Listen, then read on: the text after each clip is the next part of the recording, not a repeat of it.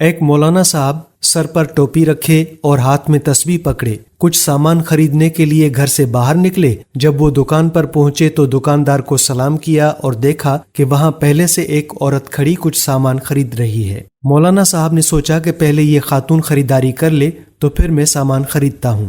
یہ سوچ کر وہ پاس ہی پڑے ایک بینچ پر بیٹھ گئے اور تسبیح پر ورد کرنے لگے۔ مولانا نے دیکھا کہ دکاندار اور عورت بڑے ہی خوشگوار لہجے میں ایک دوسرے سے بات چیت کر رہے ہیں۔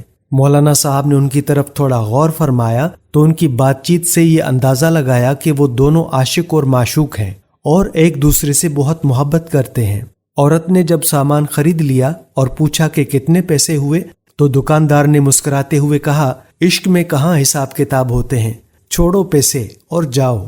مولانا صاحب نے جب دکاندار کی یہ بات سنی تو اچانک انہیں دورہ پڑا اور وہ دیکھتے ہی دیکھتے بے ہوش ہو کر گر گئے۔ یہ دیکھ کر دکاندار اور عورت دونوں کے اوسان خطا ہو گئے اور وہ کافی پریشان ہو گئے کہ ان کی فحش گفتگو سن کر مولانا صاحب کی طبیعت خراب ہو گئی ہے۔ دکاندار مولانا صاحب کو ہوش میں لانے کی کوشش کرنے لگا اور وہ عورت وہاں سے چلی گئی۔ خاصی دیر بعد جب مولانا صاحب کو ہوش آیا تو دکاندار ان سے معافی مانگنے لگا اور کہنے لگا کہ ہماری باتوں کی وجہ سے آپ کا دل دکھا ہے تو ہمیں معاف فرما دیں، شاید ہمیں آپ کے سامنے اس طرح کی باتیں نہیں کرنی چاہیے تھیں۔ مولانا صاحب نے کہا کہ ایک گلاس پانی لے آؤ۔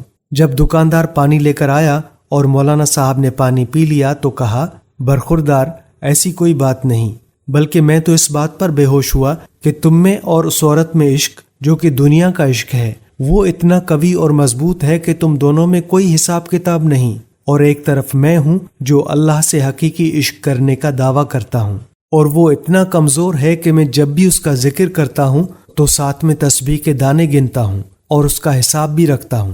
یہ کہہ کر مولانا صاحب نے وہ تسبیح اس دکاندار کے حوالے کی اور یہ کہتے ہوئے وہاں سے چل دیے کہ اب مجھے کسی اور سامان کی ضرورت نہیں ہے، مجھے آج اپنی زندگی کا سب سے اہم اور ضروری سبق ملا ہے۔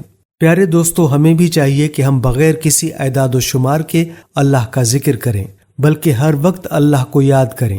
جب وہ ہمیں نوازتا ہے تو کوئی حساب کتاب نہیں رکھتا، تو پھر ہم اسے یاد کرنے میں اتنی کنجوسی کیوں کرتے ہیں اور اتنا حساب کتاب کیوں لگاتے ہیں کہ اتنی تسبیح یہ ذکر کیا۔ عاشق اور محبوب کا رشتہ تو اتنا قوی ہوتا ہے کہ وہ ایک پل کے لیے بھی ایک دوسرے سے غافل نہیں ہوتے۔